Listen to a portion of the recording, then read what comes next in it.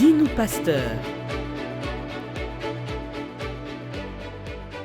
Shalom à tous, que Dieu vous bénisse abondamment. Ici pour vous l'apôtre Michael Hipolifello. Bienvenue dans notre 6e numéro.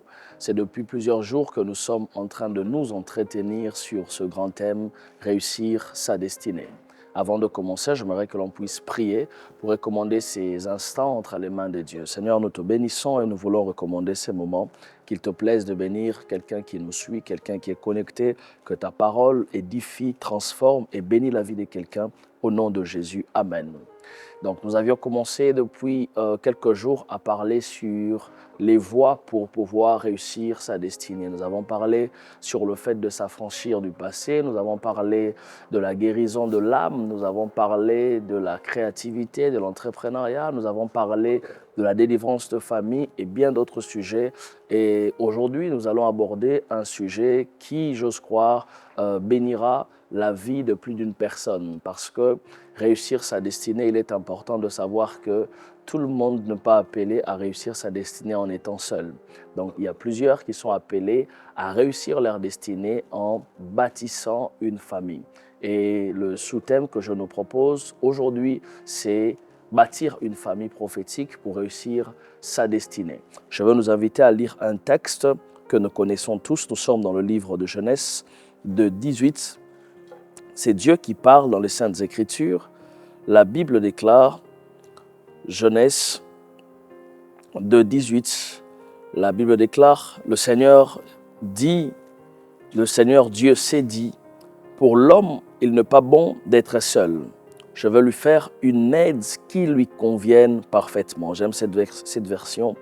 Avec de la terre, le Seigneur Dieu fait toutes sortes de bêtes sauvages et toutes sortes d'oiseaux, il les amène à l'homme pour voir comment celui-ci va les appeler. Je crois que c'est ce qui nous intéresse. D'entrée des jeux, il faut savoir que bâtir une famille fait partie des choses majeures et cruciales pour pouvoir réussir sa destinée.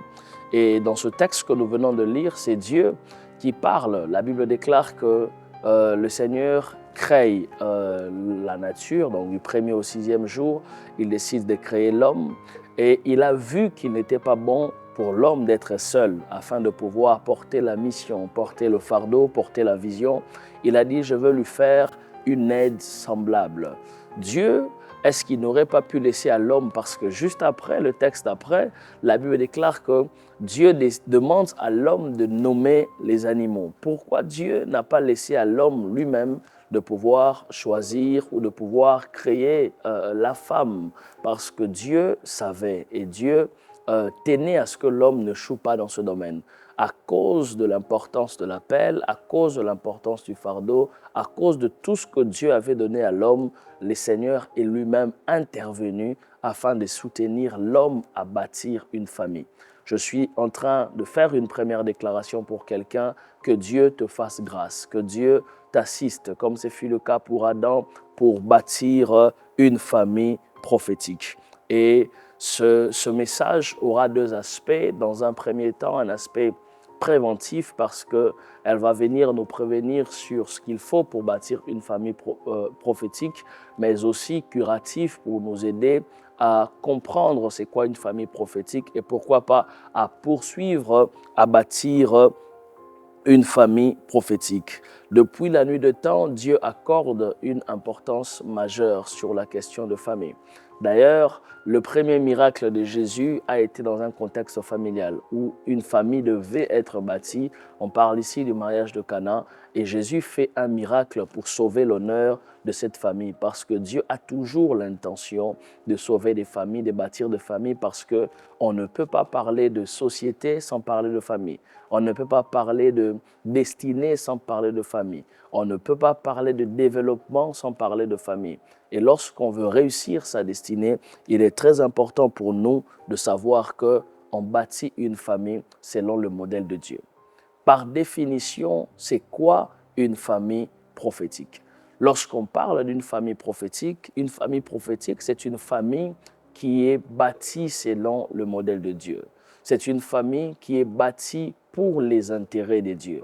C'est une famille qui est bâtie pour pouvoir servir Dieu. C'est-à-dire une famille prophétique, c'est lorsque deux personnes décident de s'unir, mais dans le seul intérêt de pouvoir faire, premièrement, la volonté de Dieu et deuxièmement, servir le Seigneur. Et c'est un grand combat aujourd'hui dans cette génération de pouvoir bâtir une famille prophétique parce que les gens ont des ambitions, ils ont des projets, ils veulent faire les choses selon eux. Et ça devient aujourd'hui un combat. Et Satan passe par ça afin de pouvoir fragiliser plusieurs destinées en combattant la constitution de leur famille. Il y a pratiquement 4 ou 5 ans, nous avions connu la pandémie. Et ici en France, en Europe, les statistiques de l'INSEE nous démontrent que plus d'1 million de familles ont été brisées par le divorce, tout simplement parce que les gens se sont retrouvés à deux et ils ont réalisé qu'ils n'étaient pas faits pour vivre ensemble. Et ça, c'est à coup sûr, le plan de l'ennemi parce que l'ennemi a tout fait que les gens s'unissent alors qu'ils n'étaient pas destinés à être ensemble et a occasionné des circonstances afin de pouvoir briser ces unions. Et aujourd'hui, ça devient très difficile de voir des gens faire 10 ans, 20 ans, 15 ans ensemble parce que l'ennemi sait que la réussite de la destinée dépend aussi de comment est-ce qu'on bâtit notre famille, de comment est-ce qu'on constitue notre famille. Et c'est très important de connaître ces sujets si vous n'êtes peut-être pas encore marié assez tôt pour prier pour ça et être informé sur la question de famille pour ne pas commettre des erreurs. Et à ce thème, une question peut se poser, c'est que pourquoi Satan combat les familles? Pourquoi l'ennemi ne veut pas que les gens bâtissent de famille ou pourquoi les familles sont combattues? La première des choses, c'est qu'il faut savoir, c'est que la famille est l'environnement prévu par Dieu pour créer une lignée. Lorsque Dieu pensait à la multiplication de la terre, lorsque Dieu pensait à la lignée, Dieu pensait à la famille. Lorsque Dieu pensait à l'héritage, Dieu pensait à la famille. Et l'ennemi sait pour pouvoir détruire une destinée, il doit y avoir un désordre, il doit y avoir un déséquilibre où les enfants ne vivent pas avec les parents, où les enfants vivent avec un seul parent et il combat à ce qu'il n'y ait pas une lignée normale. Une femme et un homme qui se marient, qui ont des enfants et dont leurs enfants ont des enfants, les enfants ont des enfants. Et ça, l'ennemi ne voudra pas cela. Et la deuxième raison pour laquelle Satan combat les familles ou le fait de bâtir une famille prophétique, un homme a dit, un rappeur américain, il a dit, pour devenir un homme, il faut avoir rencontré une fois un homme dans ta vie. Il parlait sur le fait de la présence d'avoir un père, la présence d'avoir une mère. Et pareil pour la femme, il dit pour qu'une personne devienne, une fille devienne une femme, elle doit avoir une fois rencontré une femme dans sa vie. Et l'ennemi veut qu'il n'y ait pas de repère, que des enfants naissent et grandissent sans repère, qu'ils ne voient pas leur père, qu'ils ne rencontrent pas leur père, qu'ils ne vivent pas avec leurs parents, tout simplement parce qu'il ne veut pas que des personnes puissent grandir avec le repère. Lorsque vous observez aujourd'hui dans la société, les statistiques démontrent que les personnes les plus problématiques ou des gens qui ont du mal sur des questions de soumission, même à l'église, c'est généralement des gens qui sont issus des familles sans repère. Ils n'ont jamais connu l'amour paternel, ils n'ont jamais connu l'amour maternel, ils ne savent pas comment se soumettre à l'autorité, ils ne savent pas comment s'aligner, ils ne savent pas comment faire beaucoup de choses parce que l'ennemi est venu voler le repère. Et troisièmement, c'est tout simplement pour détruire la société parce que la famille, la société est une constitution de plusieurs familles. Et lorsque une famille devient prophétique, c'est une famille qui inclut Dieu dans son processus, qui inclut Dieu dans ses décisions, qui inclut Dieu dans tout ce que cette famille sera en train de faire. Et par conséquent, Dieu se glorifiera dans cette famille. Et l'ennemi ne voudra jamais que Dieu tire gloire dans une famille, que Dieu puisse être glorifié dans une famille, d'où il combat les familles prophétiques. Voilà pourquoi ne priez pas seulement pour que Dieu vous donne du travail, ne priez pas seulement pour que Dieu vous donne de la santé, priez aussi pour que votre famille soit et demeure une famille prophétique, parce qu'il y a des familles qui ont commencé comme ça, mais qui ont fini par chuter, qui ont commencé à servir Dieu, à viser les intérêts de Dieu, mais qui au fil du temps, au fil des années, au fil des jours, ils ont perdu la soif, ils ont perdu les ailes et ils ont perdu leur premier amour. Et je prie pour cette famille. Si vous êtes dans ce cas où vous avez bien commencé, mais vous sentez qu'il n'y a plus d'union, il n'y a plus d'unité, il n'y a plus d'intérêt de Dieu, que le Seigneur vous fasse grâce, que Dieu vous relève, que Dieu puisse vous restaurer, que Dieu puisse remettre en vous le sentiment de l'aimer, les sentiments de le servir et les sentiments de faire sa volonté. Et pour qu'une famille prophétique soit bâtie, il faut certainement passer par ce qu'on appelle le mariage. Et c'est important de pouvoir définir ou sinon redéfinir ce que c'est le mariage afin de pouvoir continuer dans cette pensée de bâtir des familles prophétiques. Lorsqu'on parle de mariage, par définition, le mariage est une institution divine dans laquelle Dieu bénit l'union de deux personnes de sexe opposé qui ont décidé de vivre ensemble et fonder une famille. Une autre définition, c'est que le mariage est la voie légale que Dieu donne à deux personnes de sexe opposé pour bâtir une famille et accomplir ses desseins. Qu'est-ce qu'il ne doit jamais pousser une personne à bâtir une famille ou encore à aller vers un mariage? C'est très important de savoir cela. La première des choses, les désirs d'une fête ou d'une cérémonie. Lorsqu'on décide de bâtir une famille, on ne décide pas de bâtir une famille parce qu'on veut fêter ou parce qu'on veut réunir les gens. C'est bien plus que cela. La fête, c'est un jour. La cérémonie, c'est une semaine, voire même un mois. Mais après cela, vous avez toute une destinée à bâtir. Vous avez plusieurs années à bâtir parce que ce n'est pas des déclarations vaines que l'on fait le jour du mariage. Je serai avec toi jusqu'à ce que la mort nous sépare. Et si l'écart entre le jour du mariage et la mort, c'est 80 ans, vous devez vivre 80 ans ensemble. Si c'est 100 ans, vous devez vivre 100 ans ensemble. Si c'est 50 ans, vous devez vivre 50 ans ensemble. Et ça, c'est majeur. Et deuxièmement, on ne se marie pas parce que on veut simplement avoir des papiers ou on veut s'arranger à sortir d'une solitude, à sortir d'un manque. Non, ça ne doit jamais être le motif phare pour pouvoir s'unir à quelqu'un, pour pouvoir bâtir une famille prophétique. Et troisièmement, ça ne doit pas non plus être un refuge parce que plusieurs, ils se sentent mal à l'aise dans la maison familiale, ils ne sont pas contents, les choses ne se passent pas très bien et ils décident d'aller dans un refuge. Ils se disent, je vais bâtir une famille, je vais sortir de chez mes parents parce que je sens que je suis étouffé, je ne suis pas bien. Et pour finir, les raisons qui ne doivent jamais te pousser à pouvoir bâtir une famille, c'est la quête de l'affection. On ne se marie pas parce qu'on veut être aimé. On ne se marie pas parce qu'on veut recevoir des cadeaux. On se marie parce qu'on veut donner. C'est même ça la plus haute définition de l'amour. La Bible déclare dans Jean 3,16, « Car Dieu a tant aimé », c'est-à-dire il a beaucoup aimé, il a extrêmement aimé qu'il a donné. Les hommes ou les femmes qui sont amoureux ou qui tombent amoureux ne doivent pas seulement les dire, ne doivent pas seulement le manifester par des grimaces, mais ils doivent avoir l'art de donner, celui qui donne et celui qui aime. Donc, lorsque on veut bâtir une famille, on bâtit une famille parce qu'on est prêt à donner. Et parce qu'on ne sera prêt à donner, on tombera sur ce qu'on appelle la loi de la sémaille et la loi de la moisson qui, par ricochet, nous fera récolter. Dieu a donné Jésus et il a récolté les nations. Il a donné une seule personne, mais il a récolté des milliards, des milliards, des milliards de personnes. Lorsque tu veux bâtir une famille prophétique, lorsque tu veux te marier, tu dois être prêt à pouvoir donner. Et parfois à donner sans s'attendre à quelque chose en retour parce que la chose qui viendra en retour ne sera que la conséquence de tout ce que tu es en train de donner. Et ça, c'est quelque chose qui est très, très, très, très important. Et quatrièmement, le mariage, ce n'est pas un lieu où on entre pour se venger.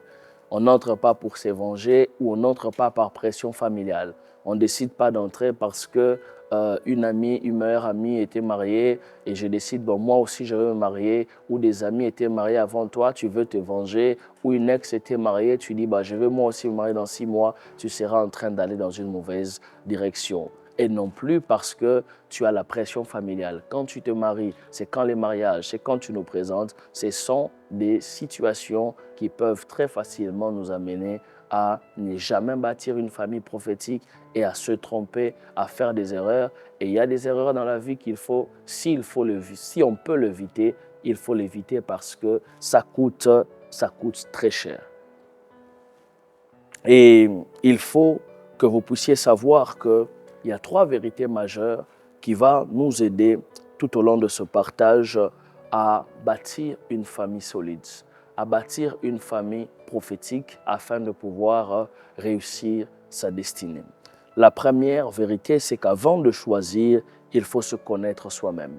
On ne peut pas aller dans un magasin et se dire je porte du XL par exemple et je choisis n'importe quelle chemise, j'ai choisi n'importe quel polo. Je choisis toujours dans un magasin en fonction de ma taille. S'il n'y a pas ma taille, je ne saurais pas choisir. C'est bien de prêcher le choix du conjoint, mais c'est encore mieux de prêcher aussi la connaissance de soi. Et ça, c'est l'équilibre du message du mariage. Ceux qui veulent se marier, ceux qui veulent bâtir des familles, doivent se connaître, doivent connaître qui ils sont, doivent connaître leur vision, doivent connaître leur destinée, doivent connaître leurs origines. Et ça, c'est majeur. Il y a des fois où ne demande pas seulement à Dieu de te donner des choses, demande parfois à Dieu, Seigneur, révèle-moi qui je suis. Seigneur, révèle-moi dans quoi je suis appelé. Révèle-moi ma vision. Parce que je le crois de tout mon cœur, plus tu te connais, plus tu connais ta vie, plus tu connais où Dieu t'amène, plus tu feras un bon choix. Plus ton choix ne sera pas forcément en fonction du présent, ne sera pas forcément en fonction des circonstances, mais ton choix sera en fonction de ce que tu sais de toi. Et si je sais que je chausse du 45, du 44, du 43, si je choisis une chaussure qui est à ma pointure, certainement ça me plaira. Et c'est le cas aussi pour le mariage. Il faut se connaître premièrement soi-même et deuxièmement, il faut traiter aussi les connaissances qu'on a de nos origines. Et ça, c'est des choses qui sont très importantes. Il y a des choses, des circonstances qui nous amènera certainement à un moment de la vie à se dire « je ne veux plus rester seul ». Mais si on se connaît, on connaît nos faiblesses, on saura les traiter avant même de pouvoir entrer dans le mariage. Et ça, c'est des choses qui sont très, très importantes et des choses qui sont majeures. Parce que chaque famille a au moins 3 ou 4 fondements. Dans chaque famille, il y a premièrement le sang, il y a le nom, il faut connaître son sang, les combats de son sang, les réalités liées à son sang. Il y a deuxièmement le nom qui a aussi un pouvoir spirituel par rapport à la vie de chaque personne. Il y a le territoire, il y a aussi des paroles qui sont dites sur la famille. Il y a aussi des paroles qui sont dites sur ta vie. Il y a aussi des paroles qui sont dites sur tout votre parcours. Et ça, c'est des choses qui sont très importantes. Si tu ne sais pas le traiter, tu seras en train de passer à côté. Tu peux peut-être entrer dans le mariage, mais à cause de certaines paroles, à cause de certaines situations, tu auras du mal à pouvoir t'en sortir. Donc, connais-toi, connais tes origines, connais tes faiblesses et prends le temps de les traiter avant de pouvoir faire un bon choix. Et la deuxième des choses, c'est que ça c'est très important. Il y a quelques années, lorsqu'on ramenait quelqu'un chez nos parents, lorsqu'on présente parfois, et généralement c'est dû à notre culture bantoue aussi, lorsque tu amènes quelqu'un auprès de tes parents pour dire « maman, c'est l'homme que j'ai rencontré, c'est la femme que j'ai rencontrée », il y a des questions que les parents posaient toujours. Il est de quelle tribu? Il est de quelle origine? C'est qui ses parents? C'est qui sa source? Tu ne peux pas épouser, tu ne peux pas choisir quelqu'un dont tu ignores les origines. Tu ne peux pas épouser quelqu'un dont tu ignores la provenance. Lorsqu'on parle des parents de Moïse, on dit un homme de la tribu de Juda épouse une femme de la tribu de Juda. La Bible ne mentionne pas les choses en vain. Quand la Bible mentionne qu'un homme de la tribu de Juda épouse une femme de la tribu de Juda, ça veut dire que cet homme a épousé une femme qu'il connaissait. Cette femme a épousé un homme qu'il connaissait. Si tu ne connais pas la famille, tu ne connais pas les origines de l'autre, tu es en train d'entrer dans un problème. Jacob est devenu le premier polygame de sa famille. Pourquoi? Parce que sa lignée, parce qu'il ignorait la famille de Rachel. Il aimait Rachel, mais il ne connaissait pas sa famille. Il est venu voir son oncle pour dire à Laban, je veux prendre ta fille. Mais Jacob ne savait pas que dans cette famille, il y a une coutume. Dans cette famille, il y a des combats. dans cette famille, il y a des choses qu'il fallait savoir avant de s'engager. On lui a donné une dot de 7 ans de travail, il a accepté, mais il ne savait pas les clauses de la dot. Il a vécu 7 ans dans la maison de Rachel, en train de travailler en guise de dot pour épouser Rachel.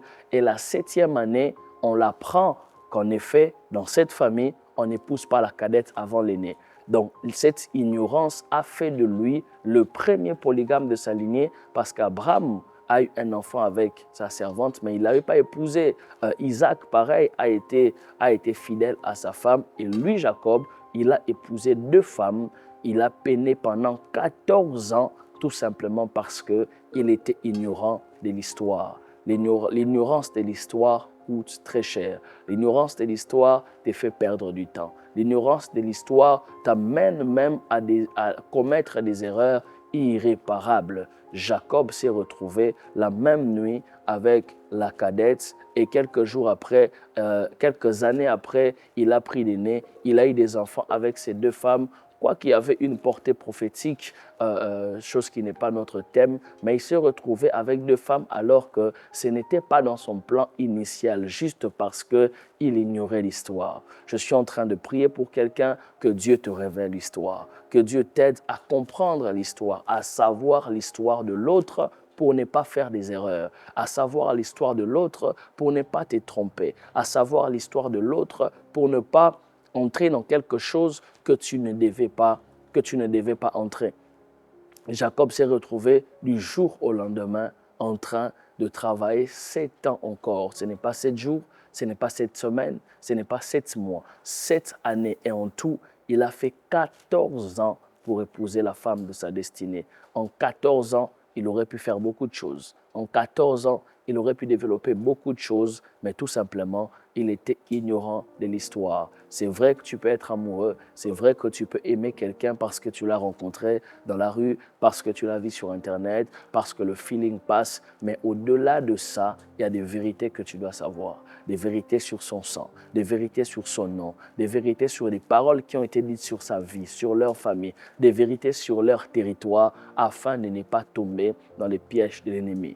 Et lorsque l'ennemi veut amener parfois une personne dans l'erreur, généralement, et empêcher la visibilité sur tout ce que je suis en train de vous dire, il peut amener la précipitation. Il y a des gens, par précipitation, ils n'ont pas assez d'informations. Il peut amener pas seulement la précipitation, il peut amener l'insoumission. Des gens qui n'écoutent plus, ils n'écoutent plus personne. Je faisais rire l'église il y a quelques mois en disant que j'ai découvert 2 personnes, 2 catégories de personnes qui n'écoutent pas. Premièrement, il y a ceux qui tombent amoureux et deuxièmement, il y a les nouveaux riches. Lorsque quelqu'un devient à peine riche, il n'écoute plus personne et lorsque quelqu'un tombe amoureux, il a du mal à pouvoir écouter.